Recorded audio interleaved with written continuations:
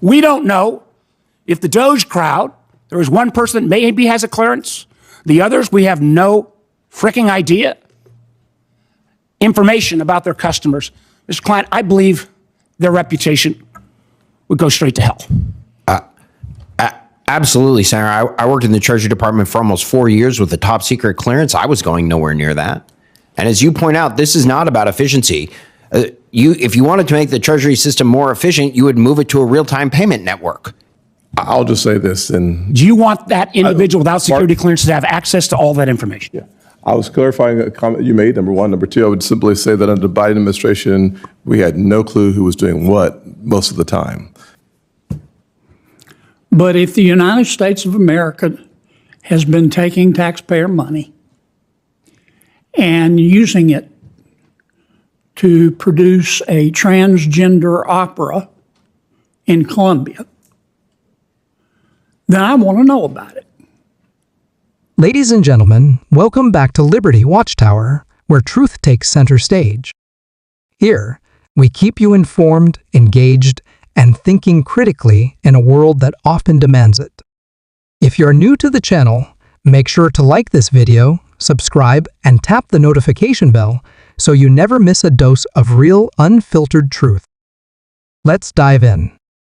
In a recent Senate Banking Committee hearing, Senator Mark Warner raised urgent concerns about potential security risks within the United States Treasury's payment systems.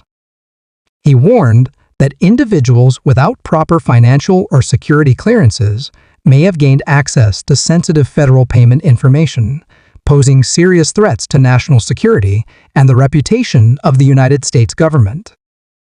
I think it has been overused. I've been trying to push the banks to use the discount window more often before we add additional tools. That's out there. But the response is always, well, reputational risk. I do agree with Mr. Klein that banking is a reputation-based business. And if people start to lose confidence in that bank, they're going to move, whatever the regulator does or doesn't do. And that's why I got to ask, rhetorically at least, and perhaps to my colleagues, the United States dollar and the United States government and the full faith and credit are all build up the reputation of the United States of America. Now, if any of your institutions suddenly let somebody into your payment system that had no background in banking, that had no understanding of money flows, that suddenly gets an ability without any screening to look at all of your customers' personal banking information, I believe that would cause reputational risk. And that is exactly what is happening in the United States Treasury at this moment in time. We don't know if the DOGE crowd, there is one person that maybe has a clearance. The others, we have no freaking idea. But the ability, and we don't know for sure whether this is a read-only ability or read and write, which in past the legalese means that person could potentially go in and alter code or manipulate payments. I say to my Republican friends, guys, can't we agree that the risk of the United States is worth protecting? And the idea that we've got people potentially manipulating our payment system that we have no idea. And we're going to sit silently by? This isn't about efficiency. This is about the kind of payment system we're going to have in our country. If any financial institution let unscreened individuals into their payment book or into the private banking information about their customers, Mr. Klein, I believe their reputation would go straight to hell. Absolutely, Senator. I worked in the Treasury Department for almost 4 years with a top secret clearance. I was going nowhere near that. And as you point out, this is not about efficiency. If you wanted to make the Treasury system more efficient, you would move it to a real-time payment network. Should have been done years ago. You wouldn't just sit there and take read access to look at every single payment the U.S. Treasury Department does. Any bank that did that to their customers would be in deep violation.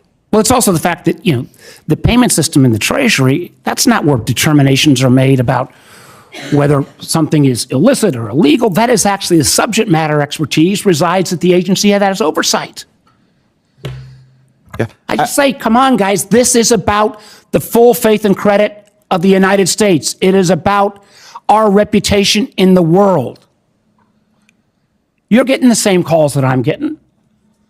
They don't identify whether they're Democrats or Republicans, but these programs that may or may not be arbitrarily eliminated by somebody that we don't even know who they are. Efficiency, sign me up. Turning over the payment system to people that we don't have any idea who they are or what their goal is or what their mission is, where we can't even get a full answer whether they simply have read capabilities or read and write. This is an enormous difference in those extra couple words. And I just feel, Mr. Chairman, this ought to be something that we as the banking committee that are looking at the Treasury, we ought to jointly want that. There's a 25-year-old there. I've read about him in the news. I don't know the individual. I don't have the slightest idea if they got security clearances.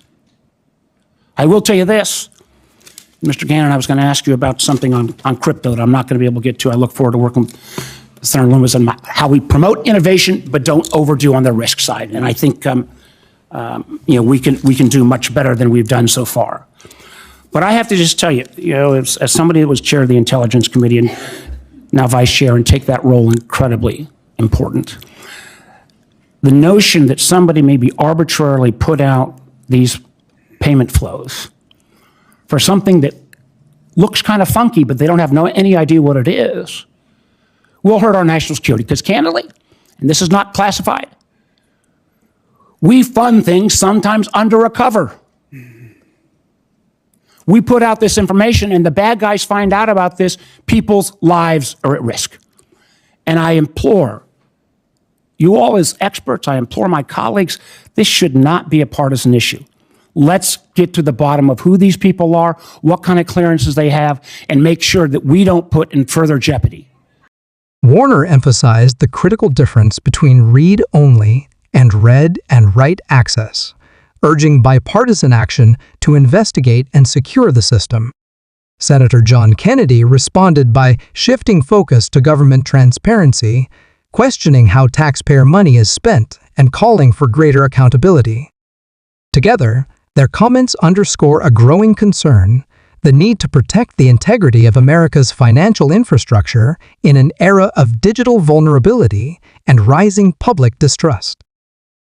The risk and reputation of the United States government, which I believe is under immediate and imminent attack from these unsanctioned individuals. Thank you, Mr. Chairman.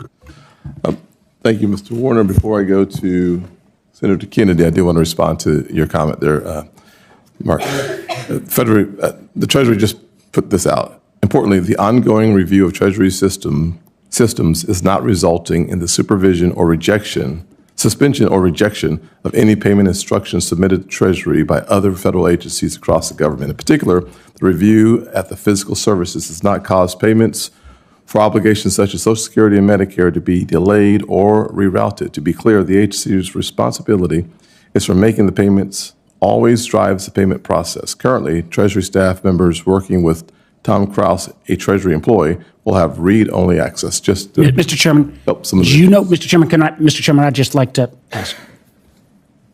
Sure. So you are saying that it is read-only and not read and write? That's what Treasury just. And do you know the identity of these individuals? Mr. Kraus is a known quantity, and he's got security clearance. The other individuals who've been reported in the press, do they have security clearance, sir? I'll just say this, and do you want that individual without security clearance to have access to all that information? yeah, I was clarifying a comment you made, number one. Number two, I would simply say that under the Biden administration, we had no clue who was doing what most of the time. Mr. Kennedy.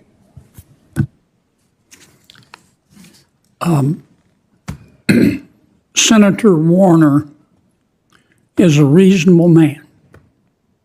Everybody on this committee knows that. And he's a good man. And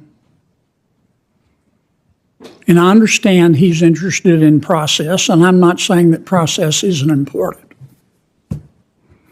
But if the United States of America has been taking taxpayer money and using it to produce a transgender opera in Colombia, then I want to know about it.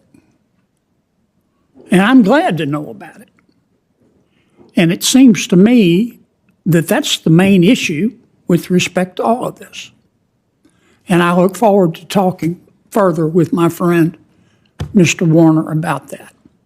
I mean, for 4 years under President Biden, as was his right, the topic of discussion in Washington was who needs to pay more in taxes? Who needs to pay more in taxes? That's no longer the main question. The main question is now, as it should be in my judgment, what the hell happened to all the money? And we're going to find out.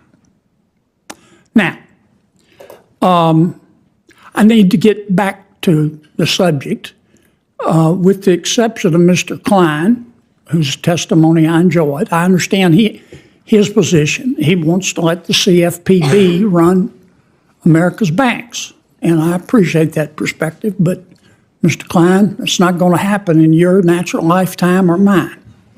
Now, let me turn to the other gentleman. What I hear, Mr. McCauley, Mr. Ring, and